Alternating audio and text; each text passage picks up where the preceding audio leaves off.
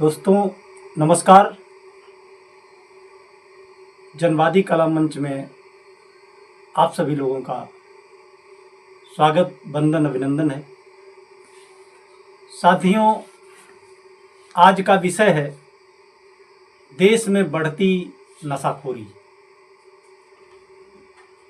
चिंता की बात यह है कि बहुत छोटी छोटी उम्र के, बड़ी कम उम्र के बच्चे आज नशा की गिरफ्त में जा रहे हैं। देश का भविष्य चौपट हो रहा है। तो सोचा ये गया कि कोई लाभ मिले ना मिले, लेकिन अपनी बात कहना जरूरी होता है। तो आज इसी सिलसिले में कि बढ़ती हुई नशाखोरी के खिलाफ कुछ डिस्कशन किया जाए, कुछ चर्चा की जाए। साथियों, किसी का बच्चा जब नशाखोरी का शिकार होता है तो अगल बगल के पड़ोसी लोग, गांव जवार के लोग अक्सर यही कहते हैं कि इसकी परवरिश में कहीं कुछ ना कुछ कमी है, खामी है। माँ बाप ने अच्छी परवरिश नहीं दी, इसके संस्कार ठीक नहीं है, जो माँ बाप दिए वो संस्कार ठीक नहीं।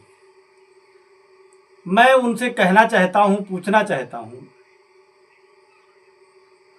जो अपने आप को बुद्धिजीवी समझ करके ये कहते हैं कि बच्चे को गलत संस्कार मिला है। दुनिया का कौन सा माँ बाप है, कौन सा बाप है जो ये चाहता है कि मेरा बेटा शराब पिए? दुनिया की कौन सी माँ है जो ये चाहती हो कि उसका बच्चा पढ़ाई लिखाई न करे और नशाखोरी की राह पे चल पड़े? ऐसी कोई भी माँ नहीं है जो इस चीज को चाहती हो। उनके ना चाहने के बावजूद, उनके तमाम मना करने के बावजूद भी बच्चे नशा की गिरफ्त में चले जाते हैं, नशाखोर हो जाते हैं। कोई भी बाप अगर पर डे शराब पी रहा हो, रोज शराब पीता, शराब में धुत हो, और उस शराब के नशे में अगर उससे पूछा जाए तो भी कहेगा कि मेरा बेटा ना शराब पिए, मैंने पिया तो कोई बात नहीं, लेकिन मेरा बच्चा ना पिए। तो जब शराब पीने वाला व्यक्ति नहीं चाहता कि उसका बच्चा शराब पिए, तो लोग कहते हैं कि परवरिश की गलती है। हर माँ बाप ये चाहते हैं कि हमारे बच्चे का भविष्य उज्जवल हो, पढ़ाई लिखाई करे, कोई बड़ा अफसर बने, डॉक्टर बने, इंजीनियर बने, वैज्ञानिक बने। ये हर माँ बाप की सोच होती है। अच्छा इंसान बने, हर माँ बाप चाहते हैं। लेकिन उनके चाहने के बावजूद, उनके ना चाहने के बावजूद, वो नहीं चाहते कि उनके बच्चे शराब पिए, लेकिन फिर भी उनके बच्चे शराब पीने लगते हैं। तमाम प्रकार की नशाखोरी की दवाएं चल रही हैं, तमाम प्रकार के चूरन चल रहे हैं जिसको खाने के बाद नशा हो जाती है। भांग के नाम पर, गांजा के नाम पर, इस मैक के नाम पर, हीरोइन, कोकीन, चरस के नाम पर तमाम चीज़ें समाज में बिक रही हैं और बच्चे खा पी रहे हैं।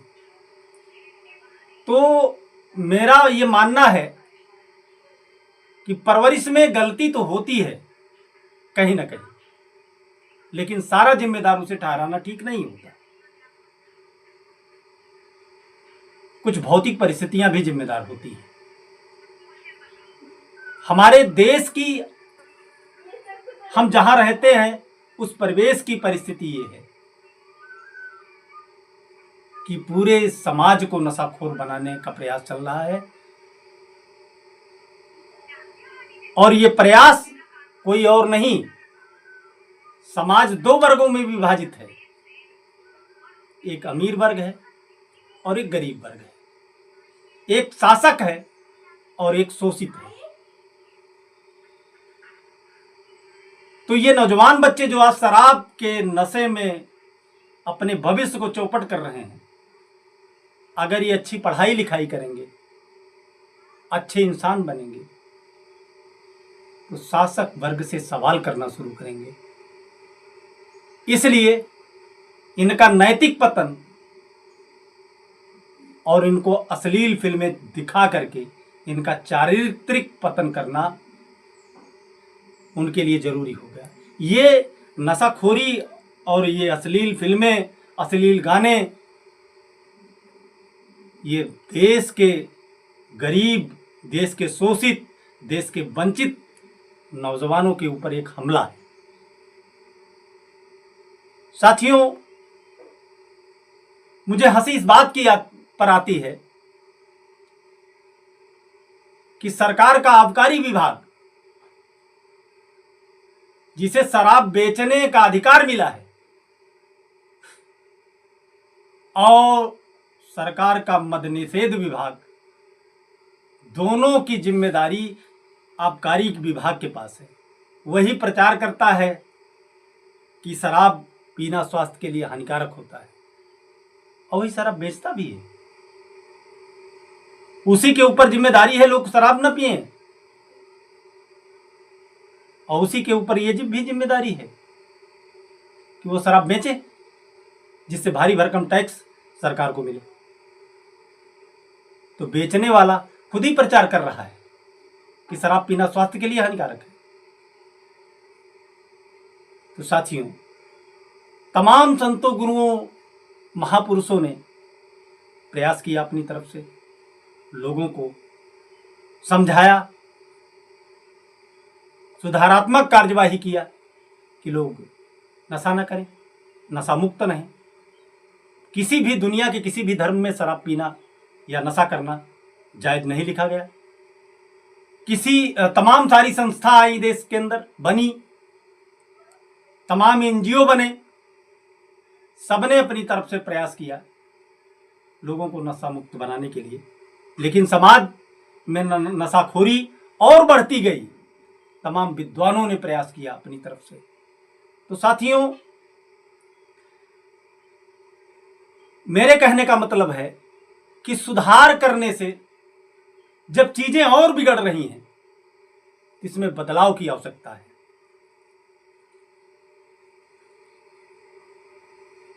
और इसका समाधान सुधार नहीं हो सकता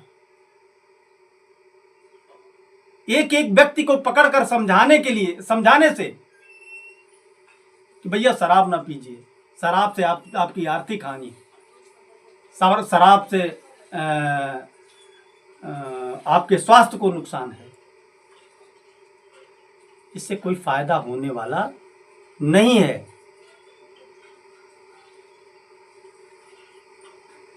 ये सुधारवादी कदम और जब बिगाड़ रहे हैं लोगों को समझाने से और चीजें बिगड़ती चली जा रही हैं। तो जब सरकार को ये मालूम है कि शराब पीने से स्वास्थ्य खराब होता है और वो इलाज करवाने के लिए सरकारी अस्पताल में जाते हैं, सरकार के ऊपर बोझ पड़ता है, तो उत्पादन पे क्यों सरकार रोक नहीं लगा देती? न रहे बांस न बाजे बांसुरी।